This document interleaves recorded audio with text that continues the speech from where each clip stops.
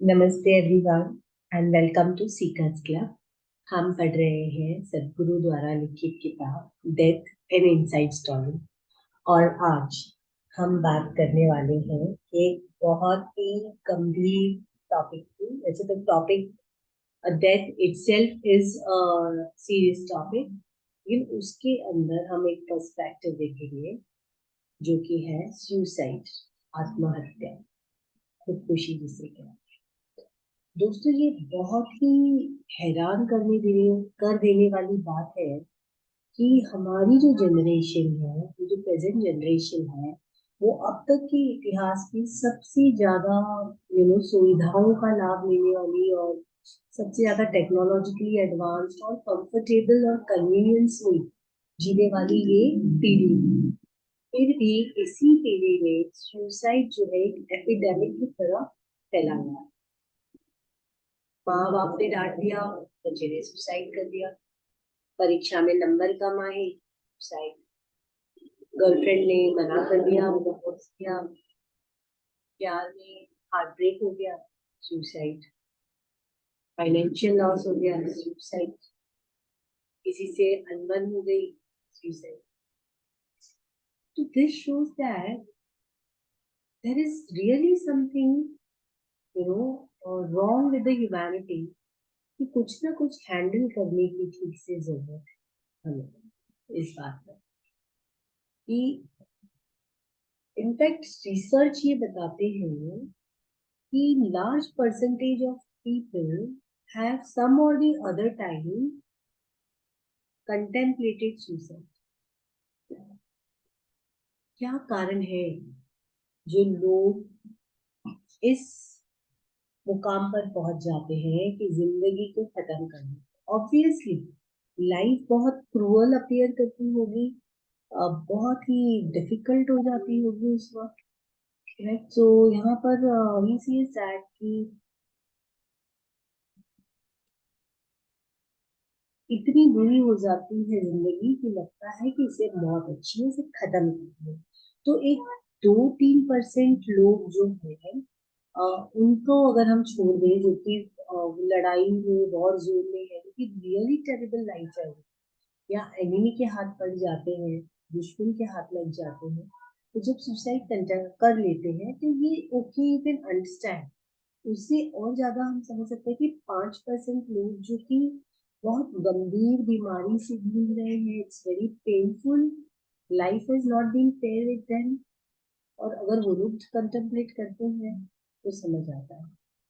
और 10 से 15% लोग जो है आर्थिक लॉस हो जाता है, या उनके पास फ्रीडम नहीं है कि वो कल्पना करने लगते हैं कि बिना पैसे के भीख मांगेंगे, हमारे बच्चे कहाँ जाएंगे, फैमिली कहाँ जाएगी, और उससे घबराकर जब ये ऐसा वाला जो स्टेप कर लेते हैं सुसाइड का। तो बात करते हैं कि कहाँ पर, मतलब इनकी मानसिकता क्या होगी, कि मेडिकल रीजन है, वॉर रीजन है, फाइनेंशियल रीजन है, तो कोई भी रीजन गुड या बैड जरूर है यहाँ पर सुसाइड के लिए, अपनी जान ले लेने के लिए। तो ये मुद्दा ध्यान देने जैसा है कि बहुत ज्यादा लोग, जितने लोग एक्सीडेंट में नहीं मरते, रोड एक्सीडेंट में, उससे ज्यादा लोग अपनी जान आत्महत्या करके गवाते हैं। तो क्या कारण है, क्या इनकी मानसिकता होगी? तो जब, मुझे लगता है सबसे पहली बात जो यहाँ पर राइटर सतगुरु जी भी बोल रहे हैं, बुक में भी है जी, कि अ, जो एक्सपेक्टेशन है ना, life does not go your way, कि अनफुलफिल्ड आपके एक्सपेक्टेशंस होते हैं, अनफुलफिल्ड एक्सपेक्टेशंस, और वेरी अन, कि बहुत ज्यादा, जिसको हम कह सकते हैं कि अनरियलिस्टिक एक्सपेक्टेशंस आपके, कि जैसे आप चाहें लाइफ वैसे नहीं हो रही, life is not happening the way you want it. ये मेजोरिटी ऑफ लोगों के लिए ये एक कारण है। करेक्ट, एकदम अनरियलिस्टिक एक्सपेक्टेशंस होते हैं उनकी, जिंदगी उनके हिसाब से नहीं होती, मतलब जैसे उन्हें बॉयफ्रेंड चाहिए, जैसे घर चाहिए, जैसे लाइफ होनी चाहिए, जितने नंबर आने चाहिए वैसे नहीं आए। तो इसमें है ना कि जो लोग यहाँ तक पहुंच जाते हैं सोशल में, तो पहली बात तो ये है कि उन्होंने कॉन्टेक्स्ट ही गलत लिया है, कॉन्टेक्स्ट संदर्भ ही नहीं समझा है। अगर आप लाइफ का कॉन्टेक्स्ट समझते हैं कि एक पूरा ब्रह्मांड है, यूनिवर्स है, बहुत सारे उसमें गैलेक्सीज हैं, उसमें सोलर सिस्टम्स हैं, उसमें ऐसे कितने सारे ग्रह हैं, उन ग्रहों में से एक ग्रह पृथ्वी है।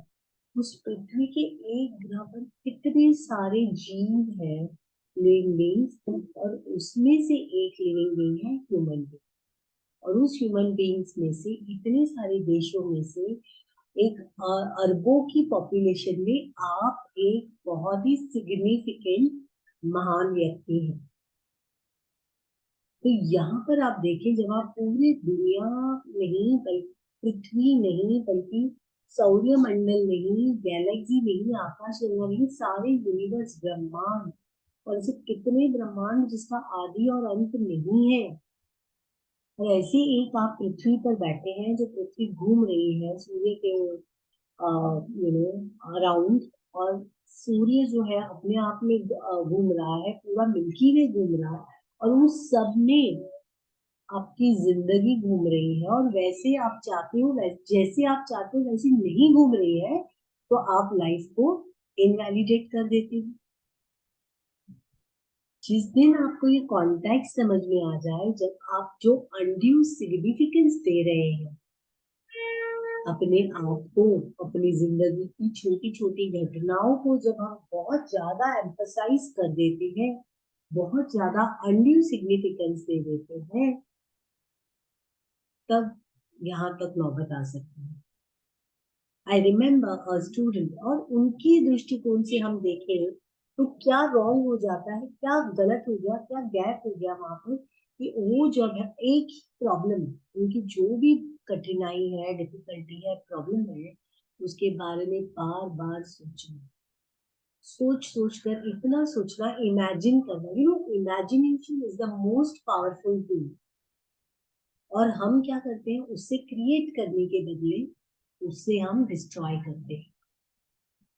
तो इमेजिन करते हैं फियर से वो चीजें जो घटित ही नहीं है, और वो इमेजिन करके उसको इतना बड़ा कर देते हैं कि बाद में उन्हें अपनी जिंदगी बहुत छोटी सी इनवैलिडेटेड लगती है, उसे फट से खत्म कर सकते हैं।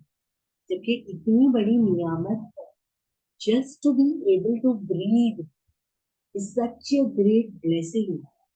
चाहे जो भी, अगर आप कॉन्टेक्स्ट बदल दें अपना, तो आपके सामने जो भी विपदा है वो आप, it will appear very small when you change the context, and you will be really grateful for the life that you have, and you will not use it so irresponsibly.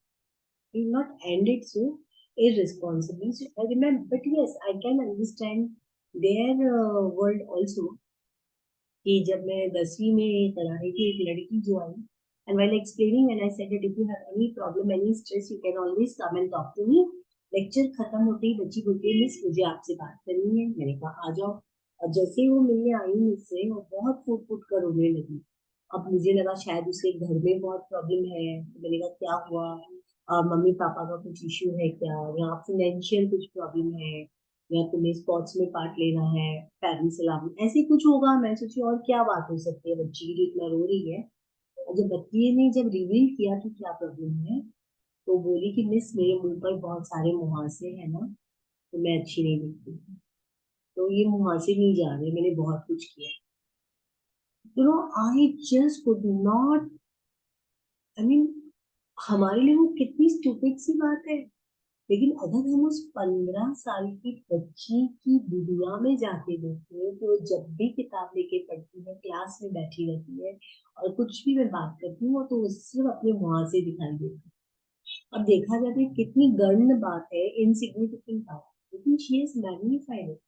So when I spoke to her counselor, of course she was happy and she could concentrate on her studies. तो ऐसी पता नहीं क्या बातें हैं, उनके मन में क्या चल रहा है, जब तक ये समझ में नहीं आता हम कारण नहीं जान सकते। So what आई फील तो पहले तो कॉन्टेक्स्ट बदले, और बार बार जो इमेजिनेशन का दुरुपयोग हम करते हैं, कल्पना शक्ति का जो इंसानों का सबसे बड़ा एक औजार है, जिससे आप अपनी पूरी की पूरी लाइफ ऑल्टर कर सकते हैं इमेजिनेशन से। तो इसके लिए अगर आप ज्यादा जानना चाहते हैं तो हमारे मैजिक सेशंस हैं, 30 डेज का जो कोर्स है उसमें एक चैप्टर में आता है कि आप कैसे विजुअलाइजेशन, जो कि इमेजिनेशन का ही एक पार्ट है एडवांस, किस तरह से आप विजुअलाइज करके अपने विशेस को कम ब्रिंग इनटू रियलिटी, और आप अपने सारी प्रॉब्लम्स को literally to change the context.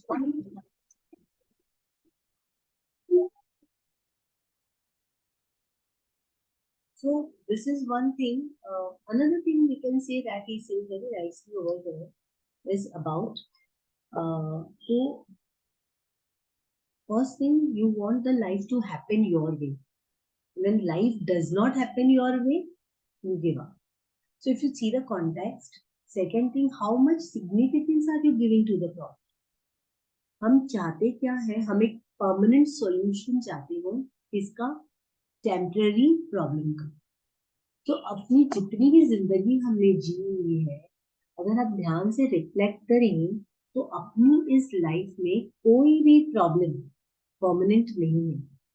हमने पहले सोचा हो, डर गए हो कि बाप रे साहब, जो भी हम सोचते हैं, many times it has happened that before those fears have never become real, वो फियर आने के होते होते पहले ही कुछ और मोड़ जिंदगी ले लेती है, लेकिन हम इमेजिनेशन में फियर में आके गड़बड़ कर देते हैं, correct, many a time. So this is something you have to know. You want a permanent solution for a problem that is temporary. तो ये कैसे possible है? तो once you get this properly, that this too shall pass, or there is nothing as permanent.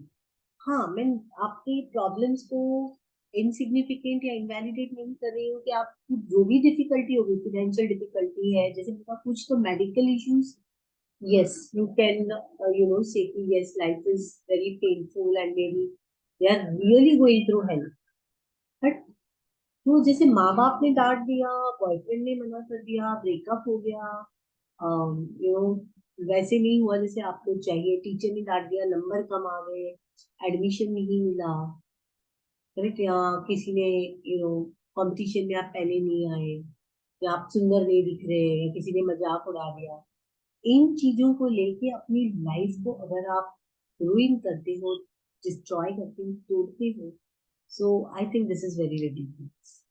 Okay, लेकिन जैसे मैंने कहा कि उनकी मानसिकता को समझना भी जरूरी है। तो this is for all of us, कि being human mind is a very complex thing.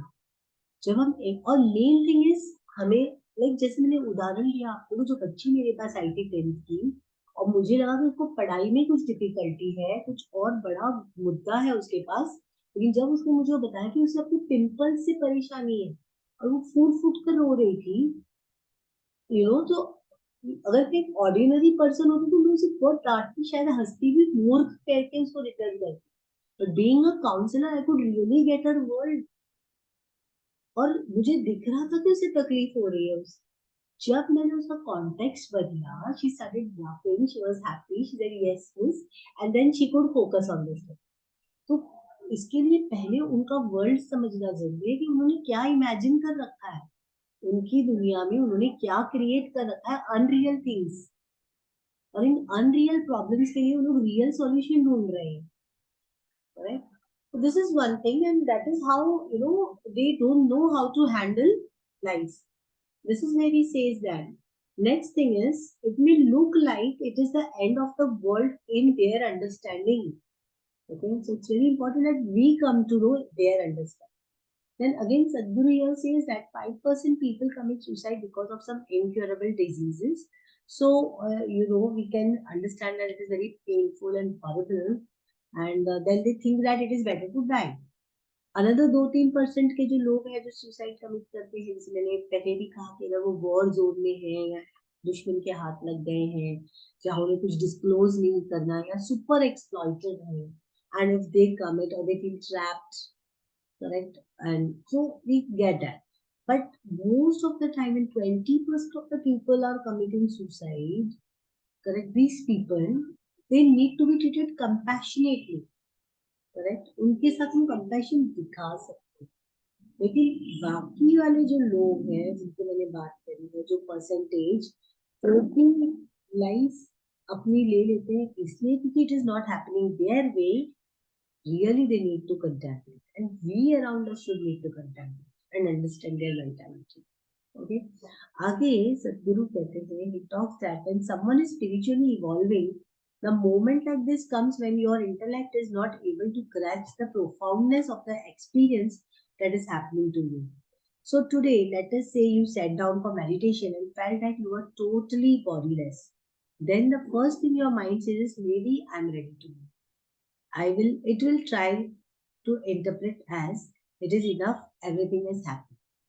Really, there are people at the yoga center, writer says, who keep writing to Sadhguru every 6 months, saying that I am ready to leave.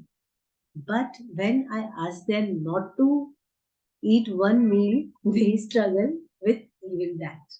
Okay, so this is what he's saying. So again he says that जो लोग खुद को मार देते हैं because of there are some mental diseases, or they want to terminate their life, even if there is no external stimuli for doing so, and you notice that there is always a small percentage of people who are suicidal. तो कुछ लोग ऐसे होते हैं जिनकी फितरत ही, mentality ही वैसी suicidal होती है. तो I think that is a psychological case. So these people need to be handled in a different way. And people who are struggling hard in difficult situations will never commit suicide. जो सच में struggle कर रहे हैं, even though 1,000 things don't happen the way they want, they will work harder. आपने देखा होगा ऐसे, but they will not commit suicide. But people who sit in one place and think life is not happening the way they want will commit suicide because they are dwelling on that.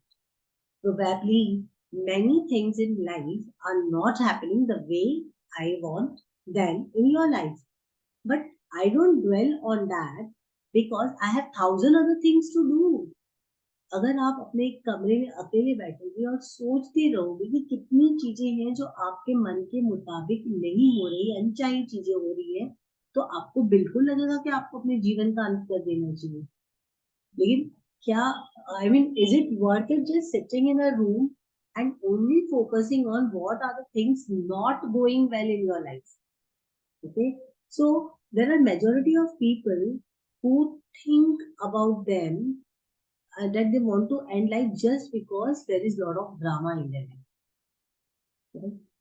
So, a writer says, whenever you feel suicidal, it is only because life is not happening the way you don't want it to happen. The way you want it to happen. Today, if life is not going the way you want it to go, you want to end your life. But things get real little better tomorrow, you will stop, you'll make plans for future. तो ऐसे भी होता है. Okay, तो writer says that you even want to have grandchildren also, but when everything looks weak, you think of suicide.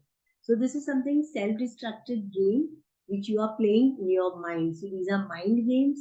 There is no existential basis to it. तो ऐसे तो बहुत लोगों को लगता है कि सुसाइड कर ले, लेकिन गुलाब जामुन और जलेबियां वगैरह आ गई तो पोस्टपोन कर देते हैं. So this is not what we are talking about in this. The next session में हम बात करेंगे. आज हम यही रुकते हैं, हम पेज नंबर 74 पर हैं. नेक्स्ट टाइम हम 75 पेज पर जाएंगे और सुसाइड, आत्महत्या के बारे में थोड़े और फैक्ट्स और थोड़े और कॉन्सिक्वेंसेस देखेंगे कि हम जो वो एनर्जी है, करेक्ट, हम वो जो ऊर्जा है जिसे हम आत्मा कहते हैं, जिसके पास ये शरीर है, जब इसका सुसाइड से हम अंत करते हैं तो उसका क्या परिणाम होता है, क्या इफेक्ट्स होते हैं, ये हम हमारे अगले सेशन में पढ़ेंगे. तो तब तक के लिए हमें आगे दीजिए. अभी हम यहाँ को सेशन क्लोज करते हैं. Thank you everybody for watching live. Thank you those who are watching on YouTube. Stay in touch. If you're not subscribed to the channel, do subscribe. Thank you everybody. Namaste.